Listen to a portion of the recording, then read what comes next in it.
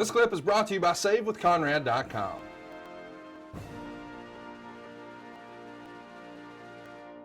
Frank wants to know, with hindsight being 2020, given the fact that the 96 Olympics took place in WCW's backyard, do you find it strange you never got an offer from them? Or did someone from WCW reach out and maybe I'm just misremembering? No, somebody did approach me. I'm not sure who it was. Somebody called me and told me that they were interested and that they heard I was interested in WWE because I just met with WWE that week. This was the same week. This is right after the Olympics when Vince offered me that multi-million-dollar deal. And somebody called me and they said, hey, if you want advice, call Ric Flair. So I called Ric Flair. They gave me his number, and I'm like, Rick, how you doing? It's Kurt Angle. He's like, oh, my God, Kurt Angle. I watched you in the Olympics. I really appreciate your wrestling. My son's a wrestler. We started talking about wrestling, and I said, would it be smart to go to WCW? He said, hell no. He said, no way. They're not going to use you right. You go to WWE, Vince will take care of you. Don't come to WCW. They're going to bury you. And Rick was working for WCW at the time, so I thought, he either doesn't want me to take his spot or he's being honest, and I think he was being honest. I think he was being honest, yeah. Matt Benson says, before settling on the ankle lock, was there any other submission hold you were thinking of using? And why don't you stick with the chicken wing? Well, I didn't think the chicken wing was that legitimate of a move. I wanted to do something that an MMA guy was doing.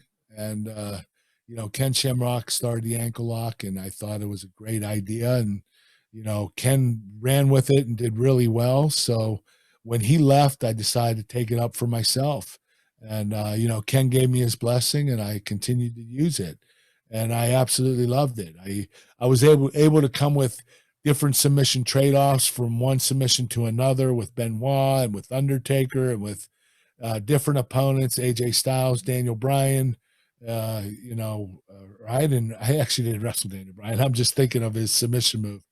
But it was a lot of fun. And I thought that, having the ankle lock would legitimize me more as a combat wrestler and technician, submission specialist.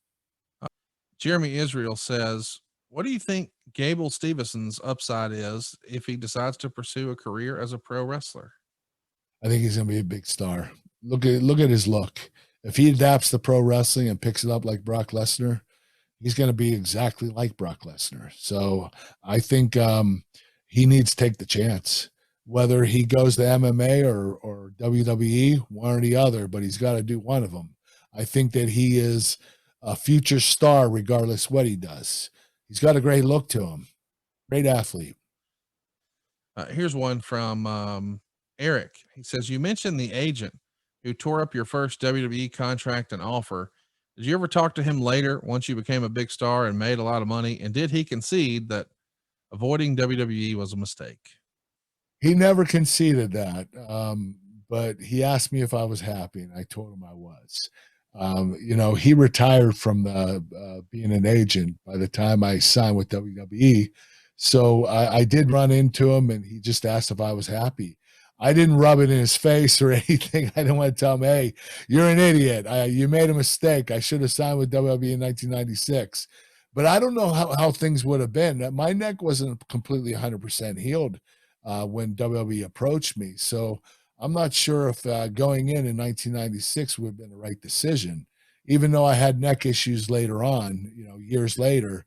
But to start out with a neck issue would have been very difficult. Hey, it's Conrad Thompson. Thanks for checking out the podcast here on YouTube. Be sure to hit the subscribe button and the notifications bell so you get a notice anytime we upload some new content. And go save yourself some money right now. If you're in a 30-year loan or you have credit card debt, it's not a matter of if I can save you money. It's a matter of how much. Find out right now for free at SaveWithConrad.com.